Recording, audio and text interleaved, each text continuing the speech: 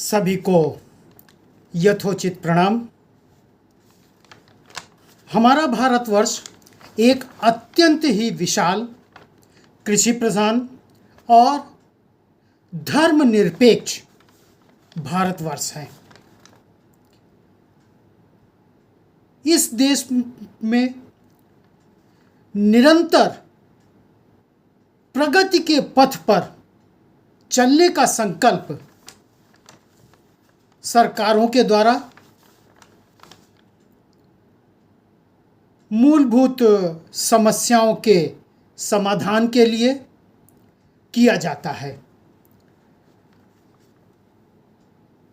इस सरकार के द्वारा जो पिछले 11 वर्षों में देश की प्रगति के पहिया को तेजी से चलायमान किया है का अत्यंत अत्यंत अत्यंत ही सूक्ष्म विश्लेषण हम आपके सामने कुछ सेक्टर को लेकर के प्रस्तुत करने जा रहे हैं। पूरा विश्लेषण तो वीडियो के माध्यम से एक तरह से असंभव है, लेकिन इस सूक्ष्मता का विश्लेषण करके हम विश्लेषण कर सकते हैं कि प्रगति का पहिया निरंतर तेजी से आगे बढ़ता चला जा रहा है। सबसे पहले जो प्रत्येक सरकार की, इस सरकार की भी प्राथमिकता है, गरीब कल्याण। इस सरकार के द्वारा विगत 11 वर्षों में 4 करोड़ परिवारों को उनके लिए पक्का मकान मुहैया कराया गया है और प्रतिमाह 80 करोड़ लोगों को सरकार के द्वारा मुफ्त राशन की व्यवस्था राशन की दुकान से की जा रही है, जिससे कि ये सुनिश्चित हो सके कि कम से कम प्रत्येक व्यक्ति प्रतिदिन अपने पेट को भर सके, अपने परिवार का पालन पोषण एक ठीक ढंग से कर सके। इसी के साथ 55 करोड़ लोगों को 5 लाख रुपए सालाना तक का मुफ्त इलाज का व्यवस्था की गई है। युवाओं के लिए भी, चूंकि शिक्षा किसी भी देश की उन्नति का एक मूलभूत कारण होता है, तो इस सरकार ने भी करीब 8100 नए कॉलेजों की स्थापना की है। करीब 1.6 करोड़ युवाओं को कौशल की ताकत मिली है। इस समय देश में करीब 1,60,000 स्टार्टअप की स्थापना सरकार के प्रयास से की गई है, जिससे कि लोगों में अपना कौशल दिखाने का एक निश्चित, एक अच्छा प्लेटफॉर्म तैयार किया गया है। इस सरकार में 7 नए IIT, Indian institute of technology, 8 IIM, Indian institute of management और 16 AIIMS, AIIMS, all India institute of medical sciences की स्थापना की गई है। इस सरकार के द्वारा छोटे उद्यमियों को भी करीब 52.5 करोड़ 52.5 करोड़ मुद्रा लोन के रूप में वितरित किया गया है। हमारे देश की ग्रामीण महिलाएं, करीब 10 करोड़ ग्रामीण महिलाएं 90 लाख स्वयं सहायता समूहों से अपने को आत्मनिर्भर बनाई हैं। 2014 के पहले देश में करीब 5 शहरों में मेट्रो का परिचालन था। यह मेट्रो का परिचालन बढ़ करके 23 शहरों में हो चुका है और इस पर निरंतर प्रयास भी किया जा रहा है। जो परिचालन 248 किलोमीटर का था, अब बढ़ करके 1000 किलोमीटर से ज़्यादा का हो चुका है। देश की सरकार ने सस्ती हवाई योजना उड़ान योजना लागू की थी। इस योजना का लाभ करीब करीब 1,51,00,000 यात्रियों को पहुंचाया जा चुका है और देश में जो पहले 74 एयरपोर्ट थे, अब बढ़ करके 160 एयरपोर्ट हो गए हैं और इसको और भी निरंतर प्रयास करके बढ़ाया जा रहा है। जैसा कि मैंने अपने ठीक पहले, इसके पहले जो मैंने वीडियो अर्थव्यवस्था का 2 बनाया था, उसमें इसकी चर्चा थोड़ा विस्तार से मैंने किया है। हमारा भारतवर्ष 2025 के अंत तक जापान को पीछे करके विश्व की चौथी बड़ी अर्थव्यवस्था बनने के एकदम मुहाने पर खड़ा हुआ है और ऐसा विशेषज्ञों का मानना है कि अगर निरंतर ये प्रगति का पहिया चलता रहा तो 2027 तक हमारा भारतवर्ष विश्व की तीसरी बड़ी अर्थव्यवस्था बन जाएगा। तो ये चौथी बड़ी अर्थव्यवस्था के बनने पर के एकदम कगार पर खड़ा हुआ है और प्रति व्यक्ति आय करीब करीब 2500 रुपये हुई है। हाँ, ये हम कहना फिर से नहीं भूलेंगे कि अभी जो अन्य विकसित या अन्य बड़े देश हैं, उनसे हमारी देश की प्रति व्यक्ति आय तुलनात्मक रूप से कम है। इसको बढ़ाने के लिए सरकार निरंतर प्रयास कर रही है और उम्मीद है कि तेजी से इसमें भी बढ़ोतरी होगी। अंतरिक्ष के दिशा में चौमुखी विकास की तरफ भारत का कदम बढ़ता चला जा रहा है। आपने खुद देखा है कि भारत विश्व का पहला ऐसा देश बना है जिसने चंद्रमा के दक्षिणी ध्रुव पर अपना कीर्तिमान स्थापित किया है और अंतरिक्ष के क्षेत्र में भी करीब 200 स्पेस स्टार्टअप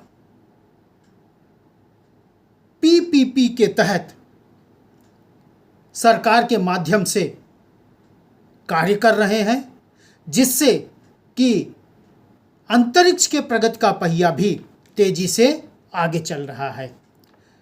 जैसा हम सबको मालूम है कि भारत की विकास का रास्ता गांव से निकलता है। चूंकि भारत हमारा कृषि प्रधान देश है, गांव मीन्स किसान, अन्नदाता जिसको हम आप कहते हैं, जिसको कि कभी हमारे प्रधानमंत्री जी ने 1900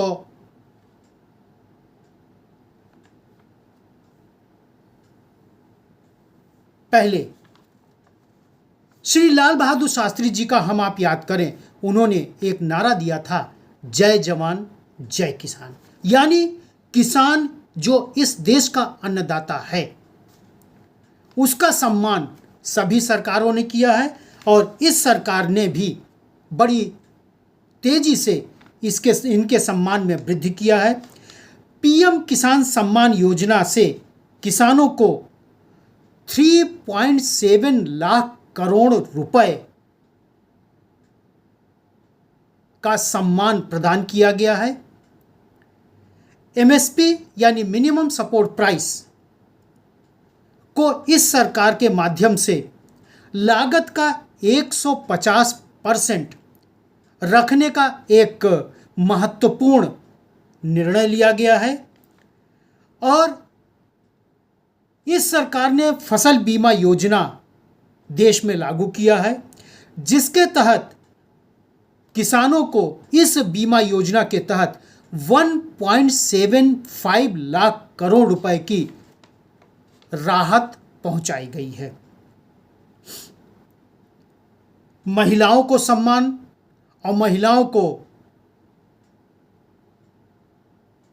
आगे करने के लिए, उनके सम्मान के लिए, उनकी सुरक्षा के लिए देश की सरकार ने 12 करोड़ शौचालयों का निर्माण किया है और 10 करोड़ उज्ज्वला गैस का कनेक्शन देकर के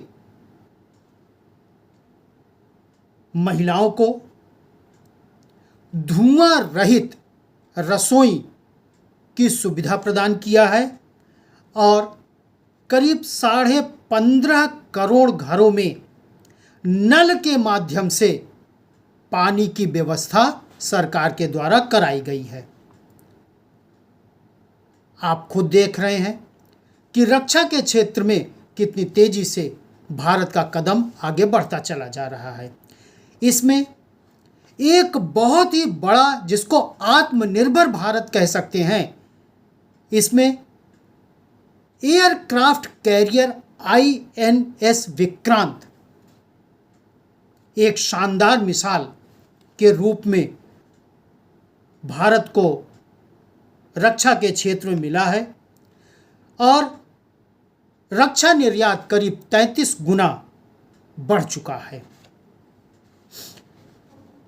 सड़कों का जाल बड़ी तेजी से सरकार के माध्यम से बढ़ाया जा रहा है।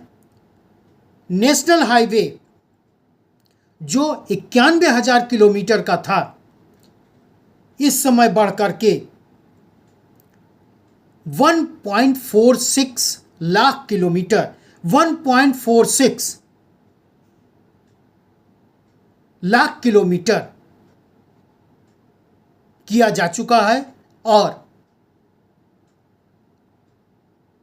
माननीय सड़क परिवहन मंत्री जी के द्वारा इसमें लगातार बढ़ोतरी की जा रही है। सड़क परिवहन और राजमार्ग में करीब 570% की बजट की वृद्धि की गई है।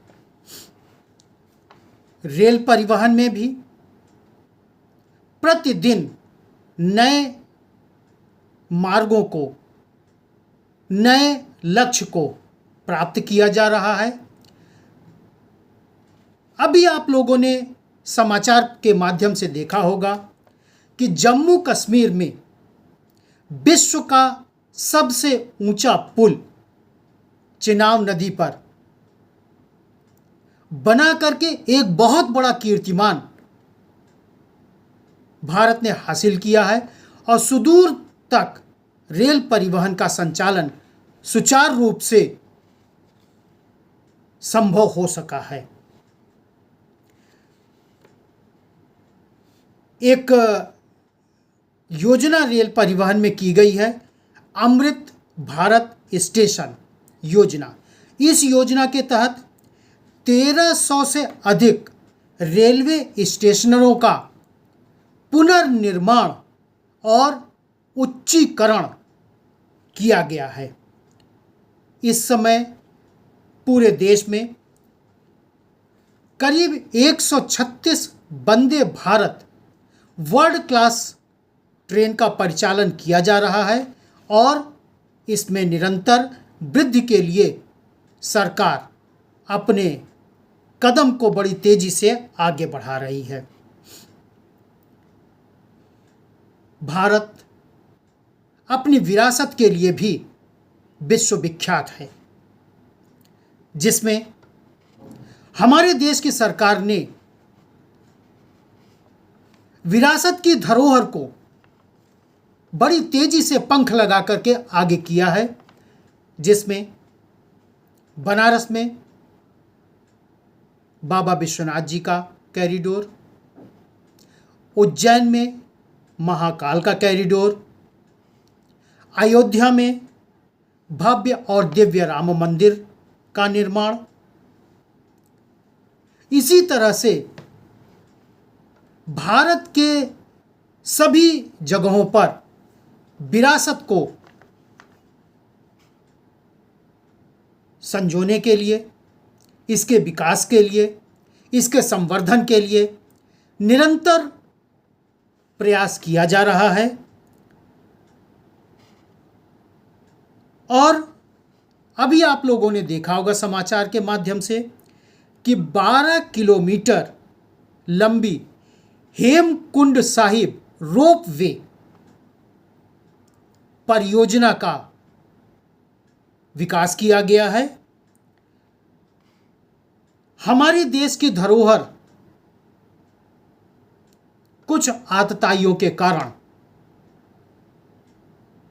विदेशों में चली गई थी, जिसमें इस सरकार के अथक प्रयास से 642 चुराई गई कलाकृतियां हमारे देश को वापस मिल गई हैं। तो मैंने जैसा शुरू में कहा था, अत्यंत ही सूक्ष्म तरीके से इस देश की चहुमुखी विकास के लिए मेरा यह वीडियो आपको समर्पित है। हम और आप इसका अध्ययन करके अपने को सुनिश्चित कर सकते हैं कि देश की प्रगति का पहिया अब निरंतर तेजी से आगे बढ़ता चला जा रहा है।